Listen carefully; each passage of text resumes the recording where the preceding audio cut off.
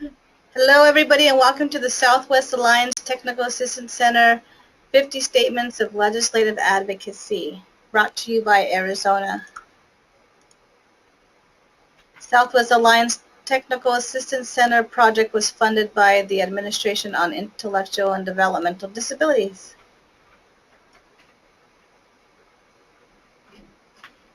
Welcome to the 50th of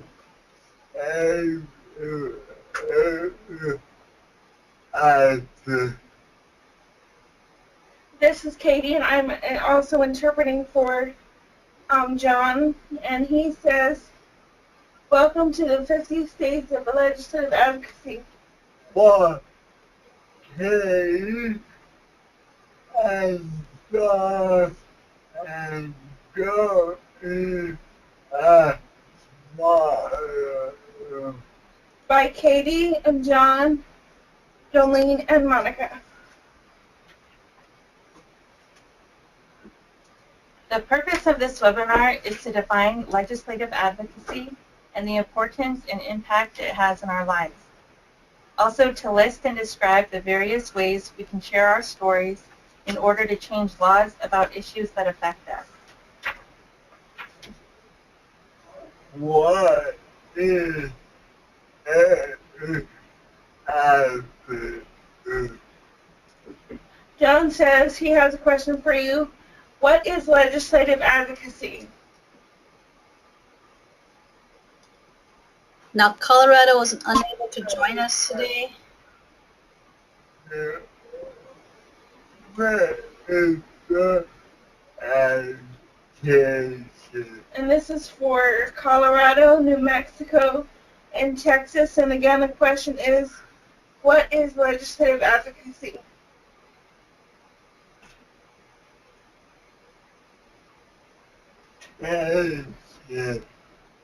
Texas? Does anyone from Texas know what legislative advocacy is? Sean says represent. Mm-hmm. Can you hear me? Yes, yes. Sorry, I was just distracted by the spectacle of Colorado's flag, and that New Mexico clearly has the best flag here. So, you want to know what legislative advocacy is? It's advocating at the to the legislature for changes that you want to see in legislation. So that would be, changes in law, as opposed to policy after the laws are made, or as opposed to disruptive advocacy where you protest, or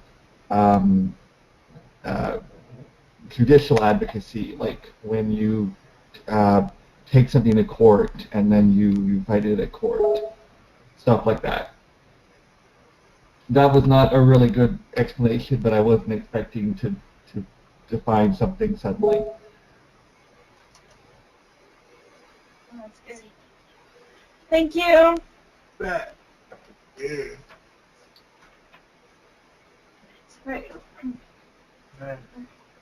And Daniel said, communication with legislators that will change their view and actions on policies that affect us directly. Yeah. Say any more, Daniel? John says thank you. Not really. I mean, like Sean said, there's legislative advocacy is one of many different types of advocacy, but that to us was kind of the most, I guess, succinct way we could think of it. The only other thing I can add is make sure they're paying attention to you when they're talking to you. And generally speaking, they're working for us as people, so making our voice heard. Very good, everybody. We do have a guest from Tennessee. Alicia, would you want to say anything?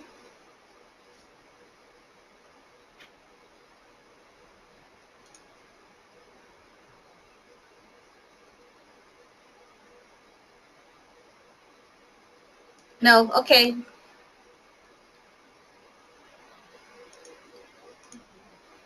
Thank you. Is there anything else from anyone else? No. And so, like all of you said, your answers were very good. And what Arizona thought legislative advocacy is speaking to your legislators about issues that are important to you and for people with disabilities. So that's similar to what everyone has said. So I think we're pretty much on the same page with that. And why it's important, legislative advocacy is important, because you can change something you don't like, especially in the disability community. Things that you don't like, you can talk to your legislators and things and change something you don't like.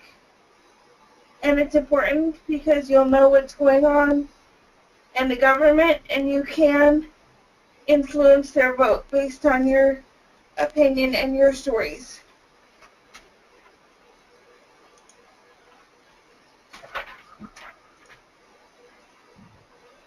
How do you what are the bad of the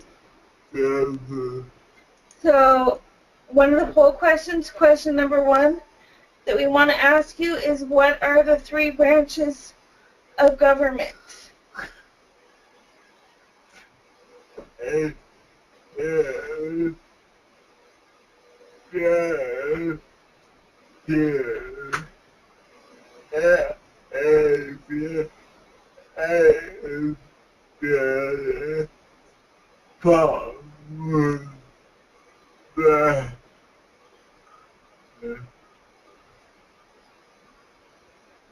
you done?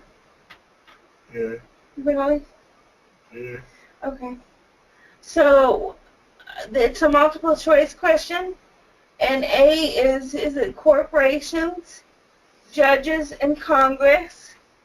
B, executive, legislative, and judicial? Or C, prime minister, chancellor, or ambassadors? Now we ask that you answer the question on your computer, and since it's multiple choice, you can pick one. It looks like everybody has answered. So we can now close and see what everybody thought. So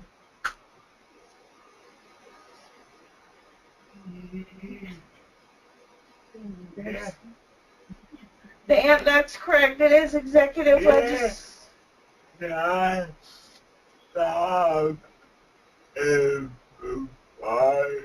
And John says, nice job, everybody. Nice job, everybody. Yeah.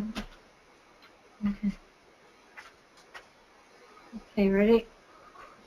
The federal government, this is Monica.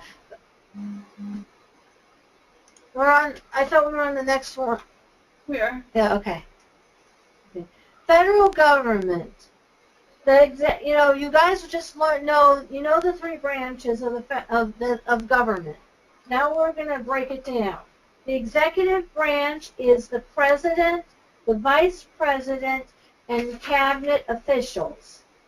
The legislative branch is the Senate and House of Representatives.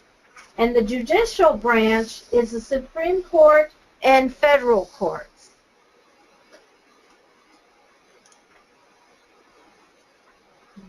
What part is it? What are the things that in the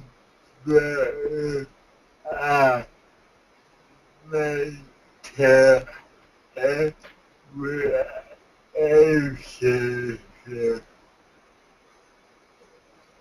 Poll question 2 from John. Which of the 3 branches can you develop and maintain a relationship?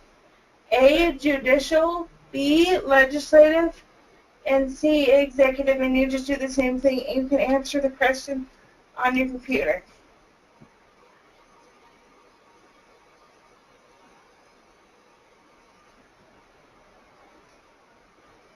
Yes, Daniel.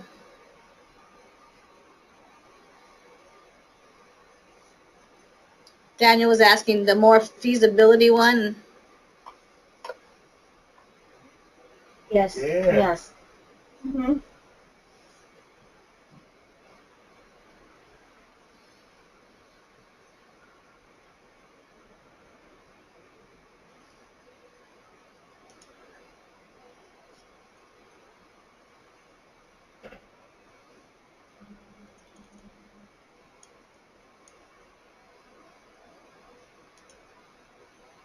It looks like everybody has answered.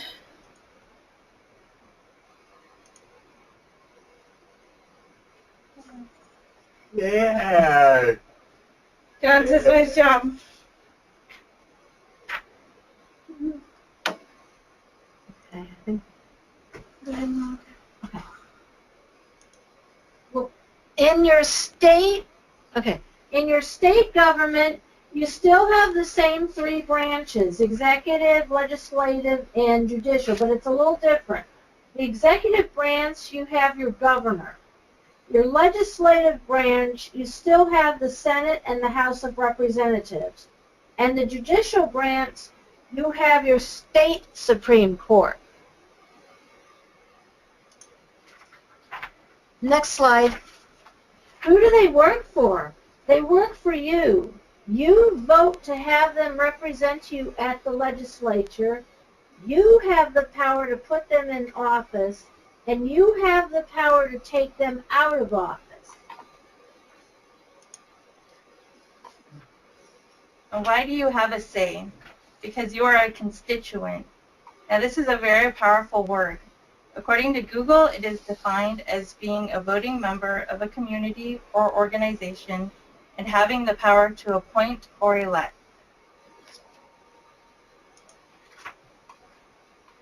And how do you tell your story? We're going to present now the different ways you can share your story in order to advocate to your legislators. And you want to note that you want to make it personal. And so if you do not have a personal story of your own, you can share a friend's story. But you always want to make sure that you share why something or an issue is important to you. What can you do? You can write a letter to your representatives, call your representatives, or visit your representatives. And you can do one or a combination of two or all three, especially if you're following up with the representative. So for example, if you make a visit, you may follow up with a thank you note or a letter summarizing what was discussed and thanking them again for their time.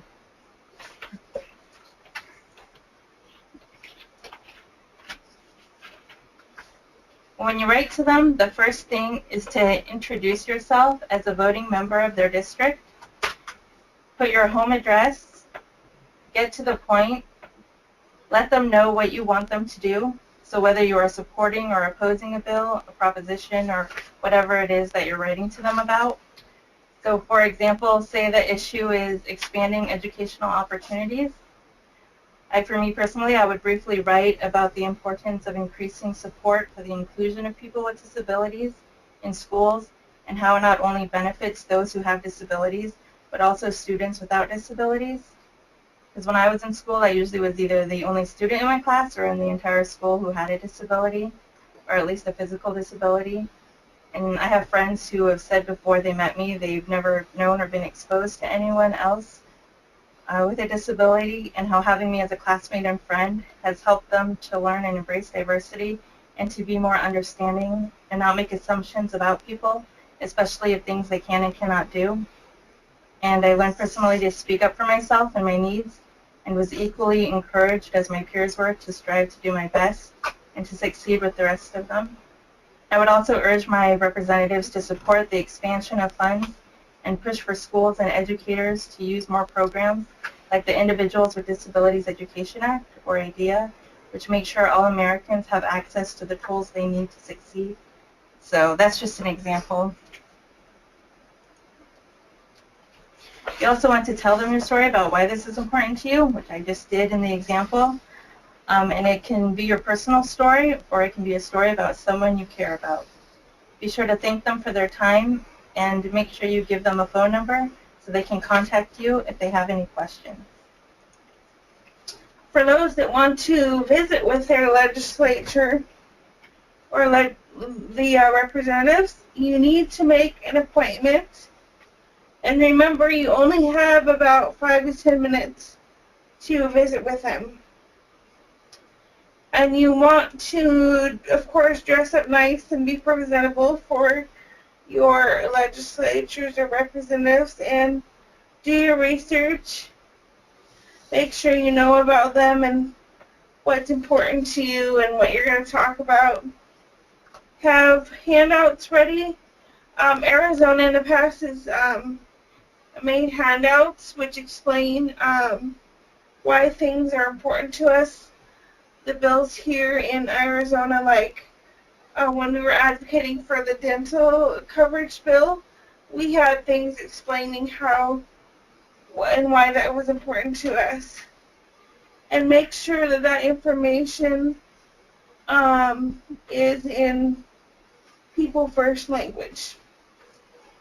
When you visit, you also want to arrive early, about 15 minutes before your appointment. And you want to make sure, of course, that you don't play games or make phone calls where you're waiting to be seen, so they know that it's really important for you to be there. Tell them your name, and the most important thing is that you are, if you're in their district, because unfortunately they'll pay more attention to you, obviously, if you're in their district, because they know that you're someone that they can represent. And make sure you shake the person's hand and be nice to them. When you visit, of course, you also want to thank them for their time. Tell them why you are visiting, why it's important to you to go visit with them. Tell them why you oppose, which is disagree or agree on a bill. And let them know you can help by testifying and relate the issue with something that they care about.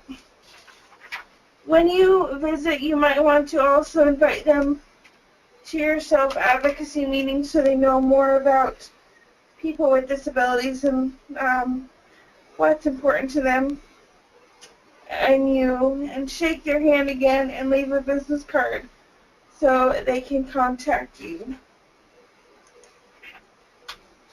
Okay. When you call your legislators, you need to introduce yourself and tell them that you are in their district and tell them why you are calling them. Next slide. Calling your legislator. Keep this one's a little bit shorter than a visit. Keep the conversation short, 3 to 5 minutes. Tell them why the issues are important and thank them for your time. Now, Katie mentioned a little bit ago about public testimonies. It helps legislators know how an issue or policy affects individuals, communities, and the state. Helps to show your support or opposition for what is trying to be passed. Practice what you're going to say and be respectful even if you disagree. You may need to work together on a different issue in the future. Now, in the past, I have actually done public testimony. The first time I did a public testimony was on the Change the Name bill, and I told the legislature that how it makes me angry when people make fun of people with disabilities by not using people first language. And I also told them that it made me angry, that it was not right. And I mean, it's like you know, and I told them that, you know, like some of our groups, we have something called label jars, not people, and we are people, and we want this name changed. And so basically, you have to tell them what is important to you and how it affects you. Not only affects you, but affects people with disabilities.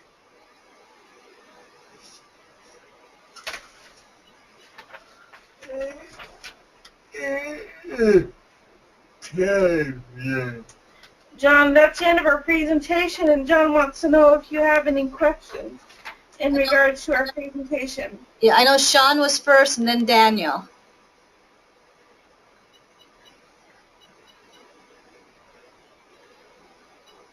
So go ahead, Sean.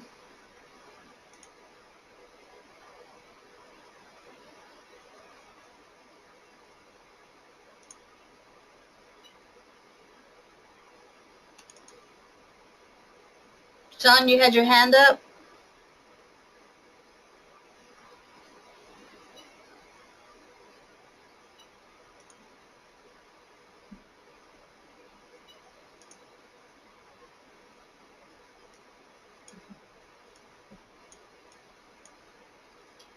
Daniel also said something. Daniel said, what do you do when legislators are overly sensitive to being wrong? We have a lot of legislators like that in New Mexico.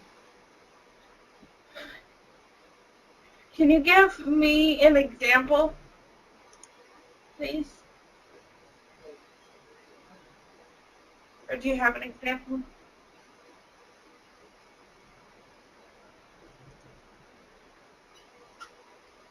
Oh. So we were thinking, like, during hearings especially, and because what happens during hearings is sometimes, and we've seen this happen not just with us, but even with other people, they'll try to correct something they'll say, and they get overly sensitive about it. And I don't really, I mean, we don't like that because we want to be able to just correct them, but when they control, you know, the schedule and the flow of the testimony sessions, then sometimes we find that you just have to kind of let them, unfortunately, just Let them go. talk. Yeah. In my opinion, you have to be flexible with the schedule. You have to know what you're talking about, and you have to get right to the point. You cannot take 30 minutes up there. Yeah. I mean, one of the things that I have seen people do is after the fact they'll go up to them and correct them, but like during the hearings they get really sensitive, which, like we said, overly sensitive. It's part of, I guess, what you might find with some legislators that they don't like being, I don't know if it's being shown up or just don't being like told that they're wrong or what it is. I think, in my opinion, from doing public testimony, Yeah. sometimes it's pressured for time, but also because there are a lot of legislators that truly do care about people with disabilities, and it's just like something that's close to their heart, and that's why they get like that, or that sometimes they might, even if they don't support people with disabilities, sometimes they might want to rush things or try to make themselves look good, even though they said something that was wrong. So, in my opinion, when they say that, I just try to make my speech as meaningful as possible and just get to the point with that. How about anybody else? Sean was next. Mr. Sean. Go ahead, Sean. Okay, can you hear me? Huh? Yeah, I just wanted to note, just as a aside there, as I heard you mention distributing language with people first language a lot, that when you're doing that, just be aware that not every disabled person or cultural group wants to be referred to with people first language. So autistic people do not want to be referred to as people with autism. and the same for deaf and blind people. And that's part of the reason, when we're working, I say we, like the organizations making this alliance right now, to my knowledge, don't have a lot of, and SABE don't have a lot of inroads working with National Federation of the Blind, Texas Association of Deaf. I mean, I guess SABE has some working relationship with Autistic Self-Advocacy Network. So bear in mind that, different groups have different ways that we'd like to be referred to, and it's not, and speaking for other people is not respectful, just like